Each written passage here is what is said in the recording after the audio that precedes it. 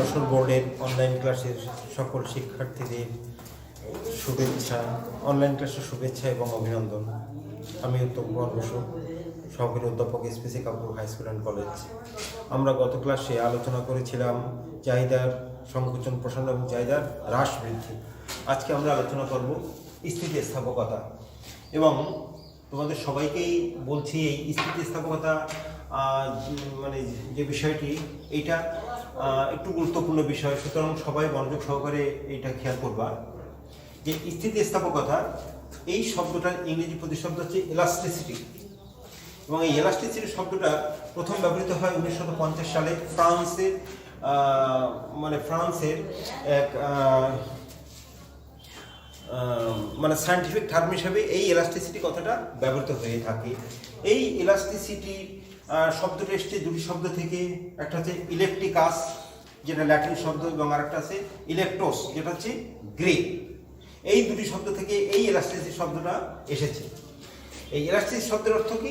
স্থিতিস্থাপক। অর্থাৎ যদি আমরা সহজ সাদামাটা ভাবে যদি আমরা এটা তোমাদের বোঝাতে চাই, তাহলে দেখা যাচ্ছে যে আমরা যে ইলাস্টিক যেটা ব্যবহার করি, টানলে বাড়ে, আবার ছেড়ে দিলে আবার স্বস্থানে এটা ফিরে আসে। সেটা যাই হোক, এই এলাস্টিসিটি যে বিষয়টা, সেই বিষয়টা কি এখন আমরা এটা অর্থনৈতিকভাবে এটা ব্যাখ্যা করি। প্রথমে প্রাথমিক যে ধারণা সেটা আমরা দিচ্ছি যে আমরা দেখেছি কি যে স্বাধীন চলক এবং অধীন চলক দুটো চলক সম্মিলিত একটা অপেক্ষক, যেখানে এক্স হচ্ছে একটা স্বাধীন চলক, ওয়াই হচ্ছে একটা অধীন চলক। অর্থাৎ y equal to function of x. X এর পরিবর্তনের পরিপ্রেক্ষিতে ওয়াই যে পরিবর্তন, এটা ব্যাখ্যা করার জন্যই আমাদের এই স্থিতিস্থাপকতার কথাটা এসে যায়। যে তাহলে আমরা সংজ্ঞাকারে কি বলতে পারি? যে সংজ্ঞাকারে বলতে পারি যে স্বাধীন চলকের শতাংশিক বা আপেক্ষিক পরিবর্তনের পরিপ্রেক্ষিতে অধীন চলকের যে শতাংশিক বা আপেক্ষিক পরিবর্তন, সেটাকেই বলি আমরা স্থিতিস্থাপকতা বা এলাস্টিসিটি। যেখানে আমরা দেখতে পাচ্ছি কি আমাদের স্বাধীন চলক রয়েছে এক্স এবং অধীন চলক রয়েছে ওয়াই। এটাকে যদি আমরা সূত্র আকারে লিখতে চাই, তাহলে আমরা এইভাবে আমরা লিখতে পারি e equal to delta y by y into 100 divided delta x by x into 100। এটাকে আমরা সমীকরণ করে যে রেজাল্ট আমরা এখান থেকে পাচ্ছি, সেই রেজাল্টটা আসছে কি যে delta y by delta x into x by y. অর্থাৎ যে স্থিতিস্থাপকতার সূত্র অনুযায়ী তাহলে আমরা দেখতে পাচ্ছি কি যে এই যে স্বাধীন চলক, এই যে স্বাধীন চলকের শতাংশিক বা আপেক্ষিক পরিবর্তনের পরিপ্রেক্ষিতে এই যে অধীন চলকের যে শতাংশিক বা আপেক্ষিক পরিবর্তন, এটাকেই আমরা বলি স্থিতিস্থাপকতা। এখন এই স্থিতিস্থাপকতার সূত্র ধরে আমরা এখন এই যে চাহিদার যে স্থিতিস্থাপকতা, এইটা আমরা এখন ব্যাখ্যা করব। আমরা এই স্থিতিস্থাপকতা দেখেছি কি যে স্বাধীন চলকের পরিবর্তনের পরিপ্রেক্ষিতে, যেখানে স্বাধীন চলক ছিল এক্স এবং অধীন চলক ছিল ওয়াই, অর্থাৎ স্বাধীন চলকের পরিবর্তনের পরিপ্রেক্ষিতে অধীন চলকের যে পরিবর্তন, তার যে অনুপাত, সেটাকে আমরা বলেছিলাম স্থিতিস্থাপকতা। ঠিক একই সূত্র ধরে আমরা চাহিদা বৃদ্ধিতে আমরা জানি কি যে দামের উপরে, অন্যান্য বিষয় অপরিবর্তিত থাকলে দামের উপরে এই যে চাহিদা, এটা নির্ভর করে। অর্থাৎ যদি আমরা চাহিদাকে বৃদ্ধিকে এভাবে আমরা অপেক্ষককে প্রকাশ করতে, QD equal to function of P. এখানে কিউডি মানে কোয়ান্টিটি অফ ডিমান্ড, অর্থাৎ চাহিদার যে পরিমাণ, এবং পি হচ্ছে কি দাম, এবং এফ হচ্ছে অপেক্ষক। তাহলে ঠিক আমরা এই সূত্র ধরে বলতে পারি যে অন্যান্য বিষয় অপরিবর্তিত থাকলে, অর্থাৎ ক্রেতার আয়, রুচি, অভ্যাস, এই বিষয়গুলো যদি অপরিবর্তিত থাকে, তাহলে যে দামের শতাংশিক বা আপেক্ষিক পরিবর্তনের পরিপ্রেক্ষিতে চাহিদার যে শতাংশিক বা আপেক্ষিক পরিবর্তন, সেটাকে বলা হচ্ছে চাহিদার স্থিতিস্থাপকতা। রিচার্ড জি লিপসে এই বক্তব্য দিয়েছেন যে দামের শতাংশিক পরিবর্তনের পরিপ্রেক্ষিতে চাহিদার যে শতাংশিক যে পরিবর্তন হয়, সেটাকেই বলা হচ্ছে চাহিদার স্থিতিস্থাপকতা বা চাহিদার দাম স্থিতিস্থাপকতা। এই একই সংজ্ঞা আবার মার্শালও প্রদান করেছেন। যে বিষয়টাকে আমরা এই পূর্বের সূত্র ধরে আমরা এইভাবে প্রকাশ করতে পারি, ইপি মানে elasticity of price equal to delta q by q into 100 ভাগ delta p by p into 100। তাহলে এই সমীকরণ করে আমরা দেখতে পাচ্ছি কি delta q by delta p into p by q, যেখানে যে ইপি মানে দাম স্থিতিস্থাপকতা, কিউ মানে হচ্ছে মূল চাহিদা, ডেল্টা কিউ মানে পরিবর্তিত চাহিদা, পি হচ্ছে মূল দাম এবং ডেল্টা পি হচ্ছে পরিবর্তিত দাম। তাহলে আমরা চাহিদার স্থিতিস্থাপকতাকে ঠিক এইভাবে আমরা প্রকাশ করতে পারি যে দামের শতাংশিক বা আপেক্ষিক পরিবর্তন, অর্থাৎ এই যে দাম, এই দামের শতাংশিক বা আপেক্ষিক পরিবর্তনের পরিপ্রেক্ষিতে চাহিদার যে শতাংশিক বা আপেক্ষিক পরিবর্তন, এটাকেই বলা হচ্ছে চাহিদার স্থিতিস্থাপকতা। বিষয়টা আমরা এখন একটা অঙ্কের মাধ্যমে প্রকাশ করতে পারি। এই যে চাহিদার স্থিতিস্থাপকতা, এটাকে একটা অঙ্কের মাধ্যমে এখন প্রকাশ করছি, তোমরা এখন সেটা দেখো আর কি।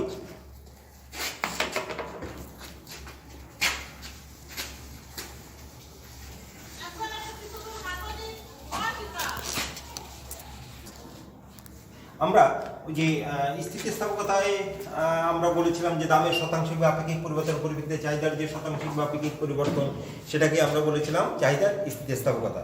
এবং এই যে চাহিদার স্থিতিস্থাপকতা, এই চাহিদার স্থিতিস্থাপক বলতেই আমরা সাধারণত দাম স্থিতিস্থাপকতাটাকেই বুঝে থাকি, অর্থাৎ ইপি মানে ইলাস্টিসিটি অফ প্রাইস, অর্থাৎ চাহিদার দাম স্থিতিস্থাপকতা। এইটাকে আমরা একটা অঙ্ক দিয়ে আমরা তোমাদের বোঝাতে পারি আর কি। যে আমরা দেখতে পাচ্ছি যে কোনো একটা দ্রব্য, সেই দ্রব্যের দাম যখন 10 টাকা ছিল, তখন তার চাহিদার পরিমাণ ছিল হচ্ছে 100 একক। এখন দাম যদি কমে যায়, তো 10 টাকা থেকে কমে 8 টাকা হলো, 8 টাকা হওয়ার সাথে সাথে কি চাহিদা 100 একক থেকে বৃদ্ধি পেয়ে হচ্ছে কত, 140 একক। তাহলে আমরা চাহিদার স্থিতিস্থাপকতার সূত্র মানে প্রয়োগ করে আমরা যে ফলাফলটা পাই, সেই ফলাফলটা এসে আসছে কত, 2। কিভাবে? যে দেখো এখানে যে delta q by delta p into p by q. এখানে ডেল্টা কিউ মানে হচ্ছে তোমার এই যে চাহিদার যে পরিবর্তন, সেই চাহিদার পরিবর্তনটা হচ্ছে কই, এই যে ডেল্টা কিউ। অর্থাৎ যে ডেল্টা কিউ আমরা পাচ্ছি কিভাবে, যে প্রাথমিক চাহিদা বিয়োগ পরিবর্তিত চাহিদা, অর্থাৎ প্রাথমিক চাহিদা ছিল 100 একক, পরিবর্তিত চাহিদা হচ্ছে কত, 140 একক, তাহলে পরিবর্তনটা হয়েছে কত, -40। অনুভাবে ডেল্টা পি, এই ডেল্টা পি হচ্ছে কি, যে প্রাথমিক আমাদের পি ছিল কত টাকা, এই যে 10 টাকা, এবং পরিবর্তিত পি হচ্ছে কয় টাকা, 8 টাকা। অর্থাৎ এটা আমরা এইভাবে দেখাচ্ছি, 10 টাকা বিয়োগ 8 টাকা সমান 2 টাকা। তাহলে ওই সূত্র আর ওই সূত্র প্রয়োগ করে আমরা delta q by delta p কত পাচ্ছি, যে -40/2। এরপর পি বাই কিউ, আমাদের মূল পি কি, আমাদের মূল পি ছিল কত, 10 টাকা, এবং মূল কিউ ছিল কত, 100 একক। তাহলে ইনটু এই যে ইনটু 10/100, এইটাকে আমরা কাটাকাটি করে আমরা পাচ্ছি কত, -2। তাহলে এখানে আমাদের কি করতে হবে, এই যে মাইনাস চিহ্ন, এটাকে আমাদের ইগনোর করতে হবে বা অবজ্ঞা করতে হবে।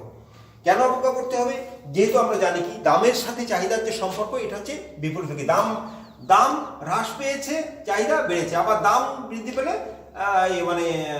দাম বৃদ্ধি পেলে চাহিদা হ্রাস পাচ্ছে। এই দামের সাথে চাহিদার বিপরীত সম্পর্কের জন্য আমাদের এই যে চিহ্নটা আসে মাইনাস বা ঋণাত্মক, এই চিহ্নটাকে আমরা অবজ্ঞা লিখতে পারি কত, আমাদের স্থিতিস্থাপকতা কত, 2। তাহলে আমরা তাহলে কি দেখতে পেলাম, যে চাহিদার স্থিতিস্থাপকতা আমরা দেখতে পেলাম যে দামের শতাংশিক বা আপেক্ষিক পরিবর্তনের পরিপ্রেক্ষিতে চাহিদার যে শতাংশিক বা আপেক্ষিক পরিবর্তন, সেটাকে আমরা চাহিদার স্থিতিস্থাপকতা বলি। এবং এই চাহিদার স্থিতিস্থাপকতা মানে প্রয়োগ করে আমরা এই একটা উদাহরণ দিয়ে আমরা দেখতে পেলাম এখানে চাহিদার স্থিতিস্থাপকতা এসেছে কত, এটাই হচ্ছে আমাদের চাহিদার দাম স্থিতিস্থাপকতা বা চাহিদার স্থিতিস্থাপকতা। এরপর আমাদের আরেকটা স্থিতিস্থাপকতা এখানে এসে দাঁড়ায়, সেটা হচ্ছে আয় স্থিতিস্থাপকতা। এই আয় স্থিতিস্থাপকতাটা কি, যে আমরা চাহিদা ভিত্তিতে দেখেছিলাম কি, অন্যান্য বিষয় অপরিবর্তিত থাকলে দাম বাড়লে চাহিদা কমে, দাম কমলে চাহিদা বাড়ে। অর্থাৎ এখানে ক্রেতার আয়, রুচি, অভ্যাস, সম্পর্কিত দ্রব্যের দাম ইত্যাদি ইত্যাদি এগুলো অপরিবর্তিত থাকবে, দাম বাড়লে চাহিদা কমে, দাম কমলে চাহিদাটা বাড়ে। এটা ছিল চাহিদা বিধির নিয়ম।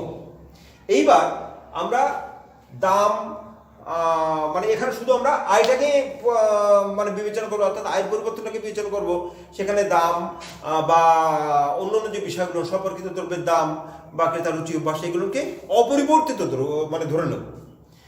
তা ওই সূত্র ধরে আমরা বলতে পারি, স্থিতিস্থাপকতার সূত্র ধরে আমরা বলতে পারি যে আয়ের শতাংশিক বা আপেক্ষিক পরিবর্তনের পরিপ্রেক্ষিতে চাহিদার যে শতাংশিক বা আপেক্ষিক পরিবর্তন, সেটাকে বলা হচ্ছে চাহিদার আয় স্থিতিস্থাপকতা, অর্থাৎ ইলাস্টিসিটি অফ ইনকাম। এখানে ওয়াই দ্বারা মানে আয়টাকে বোঝানো হয়েছে।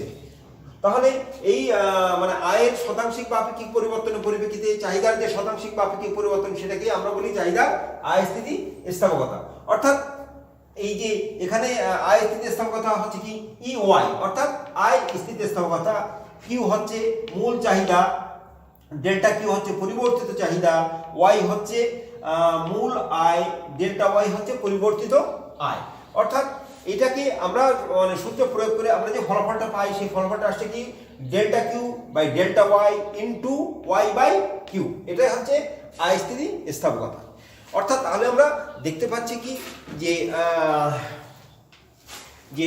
মানে আয় স্থিতিস্থাপকতার ক্ষেত্রে যে আয় পরিবর্তনটাকে এখানে বিবেচনা করা হয়, আর চাহিদার দাম স্থিতিস্থাপকতার ক্ষেত্রে দামটাকে এখানে বিবেচনা করা, অর্থাৎ দামের পরিবর্তনের পরিপ্রেক্ষিতে যখন চাহিদার পরিবর্তন ঘটছে তখন সেটাকে বলি আমরা চাহিদার দাম স্থিতিস্থাপকতা। অন্যদিকে আয়ের পরিবর্তনের পরিপ্রেক্ষিতে চাহিদার যখন পরিবর্তন ঘটে তখন সেটাকে বলা হচ্ছে চাহিদার আয় স্থিতিস্থাপকতা।